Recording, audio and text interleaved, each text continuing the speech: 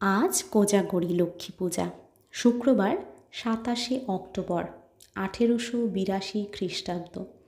ঠাকুর দক্ষিণেশ্বর কালীবাড়ির সেই পূর্ব পরিচিত ঘরে বসিয়া আছেন।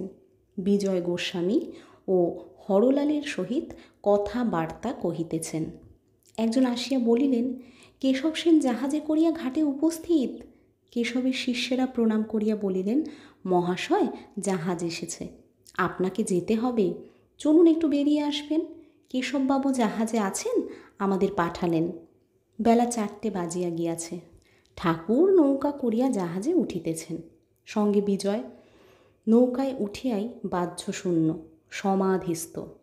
মাস্টার জাহাজে দাঁড়াইয়া এই সমাধি চিত্র দেখিতেছেন। তিনি বেলা 3টার সময় কেশবের জাহাজে চড়িয়া কলিকাতা হইতে আসিয়াছেন। বড় সাধ দেখিবেন ঠাকুর ও কেশবের মিলন ও তাহাদের আনন্দ, শুনিবেন তাহাদের কথাবার্তা।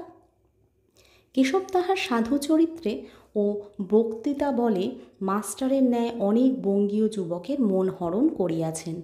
অনেকেই তাহাকে পরম আত্মীয় বোধে হৃদয়ের ভালোবাসা দিয়াছেন। কেশব ইংরেজি পড়া লোক, ইংরেজি দর্শন সাহিত্য পড়িয়াছেন। তিনি আবার দেবদেবী পূজাকে অনেকবার পৌত্তলিকতা বলিয়াছেন।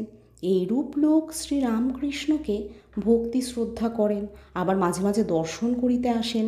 এটি বিস্ময়কর ব্যাপার বটে।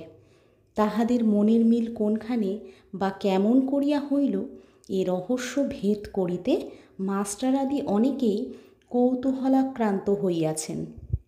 ঠাকুর নিরাকারবাদী বটেন, কিন্তু আবার সাকারবাদী। ব্রহ্মের চিন্তা করেন, আবার দেবদেবী প্রতিমার সম্মুখে ফুলচন্দন দিয়া পূজা ও প্রেমে মাতোয়ারা হইয়া নৃত্য গীত করেন।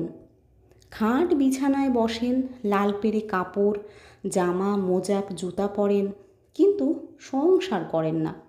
ভাব সমস্ত সন্ন্যাসীর, তাই লোকে পরমহংস বলে। এদিকে কেশব নিরাকারবাদী, স্ত্রী পুত্র লইয়া সংসার করেন। ইংরেজি লেকচার দেন, সংবাদপত্র লেখেন, বিষয়কর্ম করেন। সমবেত কেশব প্রমুখ ব্রাহ্মভক্তগণ জাহাজ হইতে ঠাকুর বাড়ির শোভা সন্দর্শন করিতেছেন। জাহাজের পূর্ব দিকে অনতিদূরে বাঁধা ঘাট ও ঠাকুর বাড়ির চাঁদনি। আরোহীদের বাম পার্শ্বে চাঁদনির উত্তরে দ্বাদশ শিব মন্দিরের ক্রমান্বয়ে 6 মন্দির, দক্ষিণ পার্শ্বেও 6 শিব মন্দির।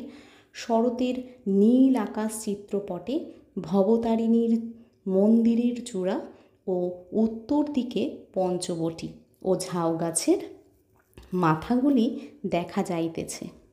বকুলতলার নিকট একটি ও কালীবাড়ির দক্ষিণ প্রান্তভাগে আর একটি নওবতখানা। 2 নওবতখানার মধ্যবর্তী উদ্যান পথ, ধারে ধারে সারি সারি পুষ্পবৃক্ষ। শরতের নীলাকাশের নীলিমা জাহ্নবী জলে প্রভাসিত হইতেছে।